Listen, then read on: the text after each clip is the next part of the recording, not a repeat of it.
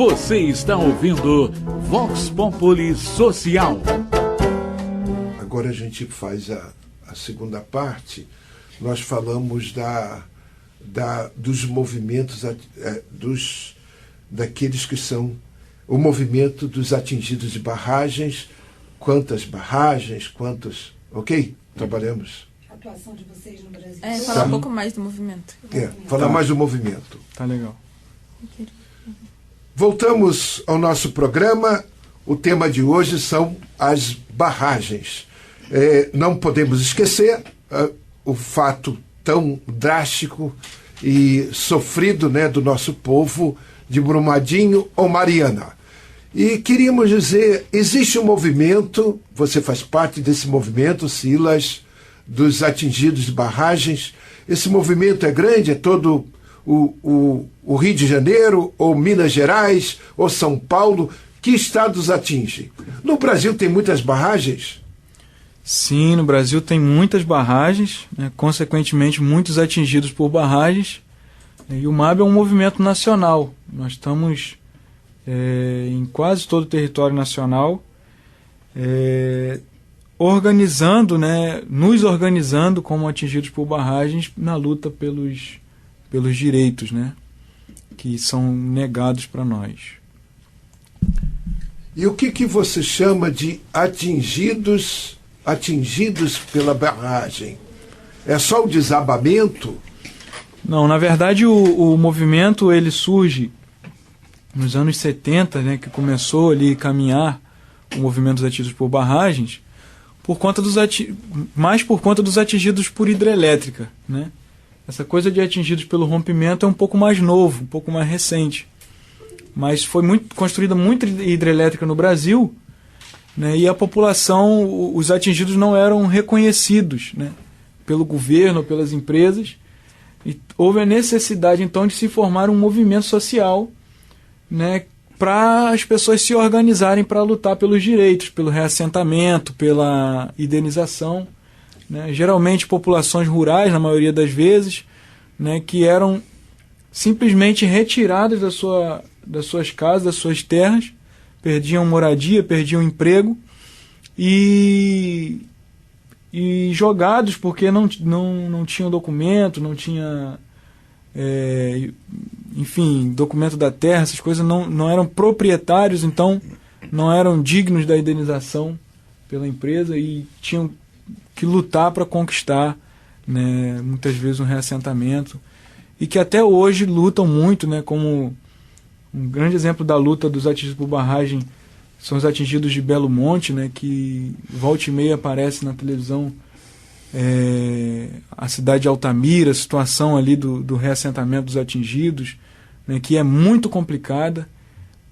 As conquistas que o povo conseguiu ter ali ainda são muito poucas em vista do que era para ter, né, e isso acontece no Brasil inteiro, essa covardia com os atingidos. Luiz, nós temos uma área ali do Vicariato Oeste, Sepitiba, Itaguaí, que tem uma barragem ali drástica, né? Destruidora. Se aquilo romper também, não é? Ali já tivemos o desgaste do rio. Esqueci o nome do rio agora, não é? Então Sepitiba está também nesse estágio de risco, não é? Agora, na questão desses movimentos sociais que estão sendo organizados e os que já têm organizado há muito tempo pelos atingidos das barragens, o que é que de providência até agora, porque foi criada a Renova em Mariana, não é? A Vale não dá resposta ao povo, por isso não tem nada de providência até agora para a recuperação da cidade, o diálogo com as pessoas atingidas, com as famílias que sofrem. O que se fez para aliviar esse sofrimento das famílias e também da recuperação das cidades? Alguma coisa foi feita já? Bom, no caso do Rio Doce, né, a Fundação Renova vem caminhando, foi tirado ali uma quantia, se eu não me engano, 20 bilhões para fazer o trabalho ali, e é isso, né? Eles criaram uma fundação para administrar o recurso que deles mesmos, ou seja, o dinheiro não sai, né, da empresa. Foi gasto muito pouco desse dinheiro ainda em recuperação ambiental e recuperação da vida do povo. No caso de Brumadinho, o povo se organizou lá bem no começo, né? Nós tivemos uma grande mobilização ali da população em torno do rompimento, que não é só a população de Brumadinho. Eu mesmo estive lá na região, assim que rompeu eu fui para lá, nós fizemos brigadas no Brasil inteiro do MAB para estar ali, e eu estive lá no município de Mário Campos, que é vizinho a Brumadinho, e eu estive lá muito conversando com agricultores que plantavam, né, meeiros e trabalhadores rurais que plantavam no rio Paraupebas, na margem do rio Paraupebas, usando a água do Paraupebas para irrigar. Então perderam toda a produção e não podem mais produzir, né? Então, em todo o entorno foi feita uma grande luta, uma grande mobilização, o povo fez uma grande luta ali na região, e foi determinado que a Vale pagasse um auxílio, né, para as pessoas, de um salário mínimo por pessoa adulta, né, e, se eu não me engano, meio salário para adolescente. Em Brumadinho, em toda a cidade de Brumadinho, e a um raio de 1 quilômetro de cada lado do rio Paraupebas até Três Marias. Então foi uma grande conquista ali do povo, né, que em dezembro a Vale tentou retirar, né, o pagamento desse recurso. O povo novamente se reuniu, se mobilizou e lutou, e foi revertido, né? Agora, desculpa, isso foi feito também na justiça, foi sentenciado pela justiça? Foi a justiça. Porque foi a justiça. Na justiça, né? Sim. Inclusive a Renova, ela foi gerada através de um TAC judicial, né, um termo de ajuste de conduta por via judicial para a instituição da Fundação Renova. Então, quer dizer, se veio por via judicial, ela devia estar atuando, né, corretamente, claro, né? Claro. A gente, pelo menos, espera que por uma ordem judicial isso seja cumprido, mas nem sempre é cumprido, né?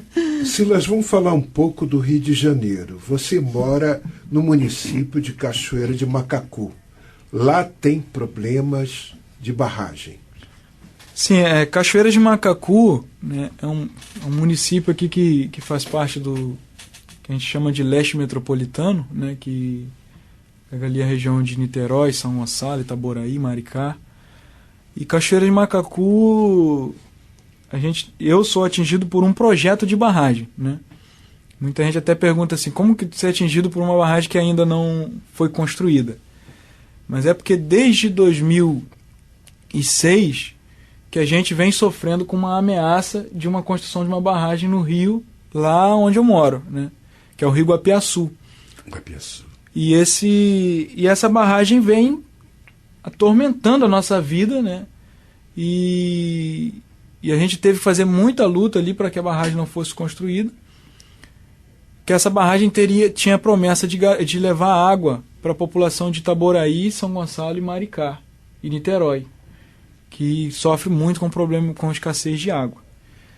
E nós brigamos, né, contra essa barragem justamente porque ela não trazia nada para os atingidos, né?